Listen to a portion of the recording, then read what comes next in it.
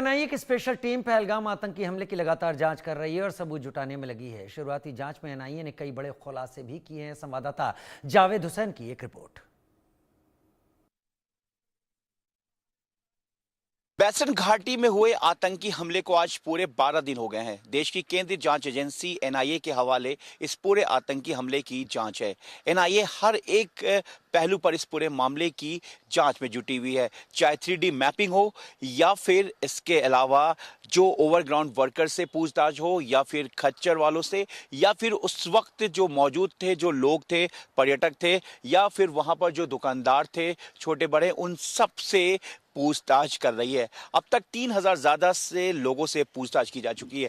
लेकिन एनआईए के सूत्रों के हवाले से अगर हम बात करें तो एनआईए 3D मैपिंग कर इस पूरे जो आतंकी हमले उसको ये समझना चाहती है कि जब बैसन घाटी में जब आतंकी हमला हुआ तो उस वक्त के जो 3D मैपिंग में स्ट्रक्चरल असेसमेंट और जो एविडेंस होता है उसको लेकर पूरी तरीके से इसकी जांच की जाती है। टाइमलाइन पूरा मैच किया जाता है जिससे कि ये पता चल सके कि जो आतंकी हमला हुआ उस वक्त वो किस सिचुएशन में और कहां पे कैसे पूरा डायरेक्शन, यानी कि एक पूरी तरीके से मैपिंग की जाती है, मतलब उस पूरे जगह को जहां पर ये वारदात हुई है। इस मामले में एनआईए ने जम्मू जेल में बंद 2 ओवरग्राउंड वर्कर्स निसार और मुश्ताक हुसैन से भी पूछताछ की है। 1 जनवरी 2023 को सेना के गाड़ी पर हमले के आरोप में, यानी कि ओवरग्राउंड वर्कर्स के तौर पर इन्होंने आतंकियों की मदद की थी। वो आतंकी पाक ऑक्युपाइड कश्मीर से आए थे, जो उनका पैटर्न है, और जो यहाँ पर यानी कि बैसन घाटी में जो अटैक हुआ है पर्यटकों पर जिसमें 26 लोग मारे गए हैं, उनका पैटर्न बिल्कुल मैच खाता है। और एनआईए सूत्रों का ये दावा है कि मुश्ताक और निसार से कई अहम जानकारी मिल सकती है और सूत्र ये भी बताते हैं कि आगे भी इस मामले में निसार और मुश्ताक से जो है वो पूछताछ की जा सकती है। वहीं दूसरी तरफ इस पूरे आतंकी हमले में एनआईए सूत्र के हवाले से ये भी खबर है कि कुछ चाइनीज जो सैटेलाइट है उसका इस्तेमाल किया गया था, जो कि भारत में पूरी तरीके से बैन है।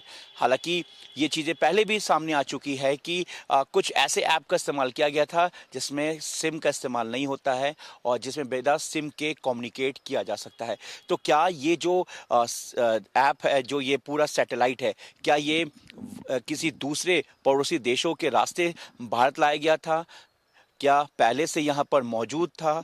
इन सब चीज़ों को लेकर एनआईए जो है अपनी जांच को लगातार आगे बढ़ा रही है। लेकिन इस पूरे मामले में सबसे बड़ी बात यह है कि जो बैसन की घाटी है वहाँ पर जो पूरी तरीके से घटना हुई उसको लेकर एनआईए अब जो खच्चर के जो कुछ लोग हैं जो उनके रडार पर हैं, इसके अलावा ओवरग्राउंड वर्कर्स जिनको जो पहले ही 4 लोगों को के खिलाफ एनआईए को सबूत मिल चुका है, और एनआईए हर एक एंगल्स को लेकर बैसन घाटी में अपनी जांच को पूरी कर रही है। और 2 दिन डीजी भी यहाँ पर रुके थे। पुलिस पूरी तरीके से, सेना की अगर बात करें तो सर्च ऑपरेशन चल रहा है। लेकिन सबसे अहम बात यह है कि निसार और मुश्ताक से कुछ अहम जानकारी हासिल, जो एनआईए का दावा है कि उनसे कुछ पता चल सकता है, जिसको लेकर एनआईए अब जो अपने जो इन्वेस्टिगेशन की जो सुई है वो ओवरग्राउंड वर्कर्स जो संदिग्ध हैं और जो खच्चर वाले जो उस वक्त वहाँ पर मौजूद थे, जो पर्यटकों को घुमा रहे थे, जिसमें से कुछ की एक्टिविटी जो है एनआईए को कहीं ना कहीं संदिग्ध लगी है, जिसको लेकर कुछ खच्चरों वालों को डिटेन किया गया है और एनआईए जो है अपनी पूरी जांच को इन्वेस्टिगेट कर रही है। वहीं दूसरी तरफ आतंकियों के सर्च ऑपरेशन को लेकर भी सेना अपनी ऑपरेशन को चला रही है और कोशिश ये है कि जल्द से जल्द इस पूरे जो मासूम 26 मासूमों के जो गुनहगार हैं उनको जल्द से जल्द जो उनकी सजा मिल सके। अपने सहयोगी कैमरामैन अंकुश के साथ मैं जावेद हुसैन, इंडिया न्यूज, बैसन घाटी, पहलगाम। रुक कर रहे हैं बड़ी खबर का, जो पहलगाम हमले से जुड़ी हुई बड़ी खबर। जिप